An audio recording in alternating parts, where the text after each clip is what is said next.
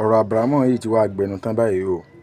Sheikh Daud Imran Mọ́lá Hassan mufti àgbà fúnlẹ̀ Yorùbá láti ìlú Ìwó, wọ́n fi ìbínú sọ òkò ọ̀rọ̀ sí àwọn tí wọ́n ń tako ìlú Ìlọrin lórí ọ̀rọ̀ Abrahamu, pàápàá jùlọ àwọn tí wọ́n ń tẹnu àbùkù bá Ìlọrin lórí ọ̀rọ̀ Abdulrahman, pé kí wọ́n má lo àǹfààní eléyìí láti fi gbógun ti ìlú Ìlọrin o. Gbogbo ọgbọ́n tí wọ́n ń dá làwọn mọ̀. Ọ̀rọ̀ yìí pọ̀, ẹ má jẹ́ mọ́ ṣàlàyé tí èsì mi mọ̀ sọ, ẹnu oníkànlá àti gbọ́pọ̀n, ẹ wá nǹkan fìdílé, ẹ gbọ́rọ̀ bàbá mufti tí wọ́n fẹnu ara wọn sọ. Ọ̀rọ̀ lórí Abdulrahman nílùú Ìlọrin tọ́pa afsọ̀kọ́ ni. Ẹ̀yin ẹlẹ́bọ, ẹ̀yin oní Yorùbá nation, ìwọ ẹlẹ́tanú pastor, evangelist, Christian, alára ti ẹ̀rí inú yóò àtọ̀jẹ́ mùsùlùmí náà tẹ́rù sẹ́nu wọ́yọ̀wọ̀yọ̀ ẹgọ́ ni o láti fi ọ̀rọ̀ Ràmọ́nì ba Ìlọrin lórúkọ jẹ́ àbí ba àwọn àfáà lórúkọ jẹ́ àbí kẹ́ ẹ sọ pé fẹ́ fi ba Islam lórúkọ jẹ́.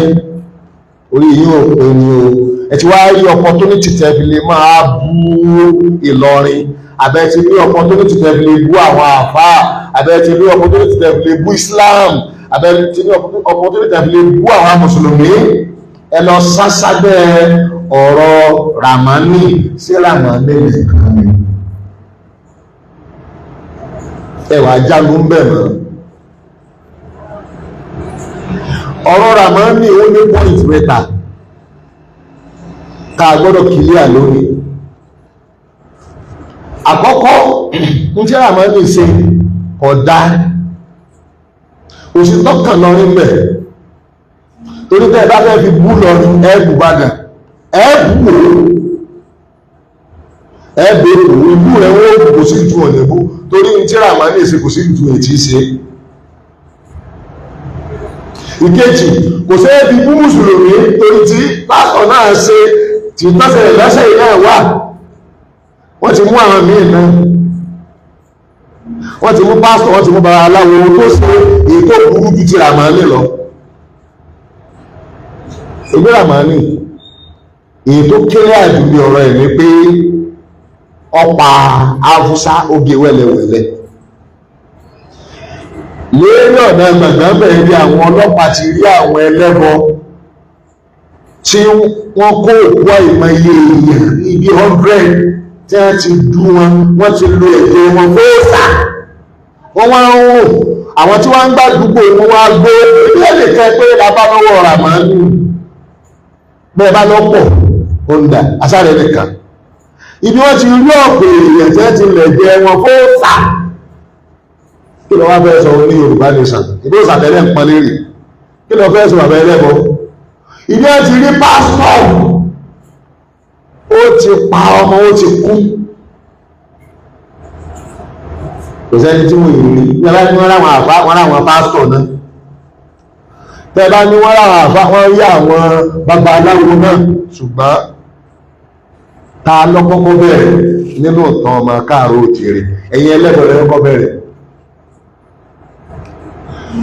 Irú àbáyà tí ẹbọ làwà dé wá bá, làwà pèpè sí pé ẹmọ́ sẹ̀bọ̀ mọ́, ẹmọ́ pààyàn mọ́, tó kílíà lórí àlámọ̀rí Ìsìlámù. Àwọn tá a wá rí pé àwọn làwọn tí bá ń tẹ̀lé lànà ànábì, àwọn tó dáhùn ẹni wọ́n bá dáhùn ìpèpè Ìsìlámù tó dáhùn rẹ̀ tó fi tọkàntọkàn tí ó ṣàbòsí àìmọ̀kan ọ̀dà láàmú kọ́ gba díẹ̀ kọ́ wá sáláìmọ̀, ó jẹ́ aláìmọ̀kan níbi tọ́pọ̀.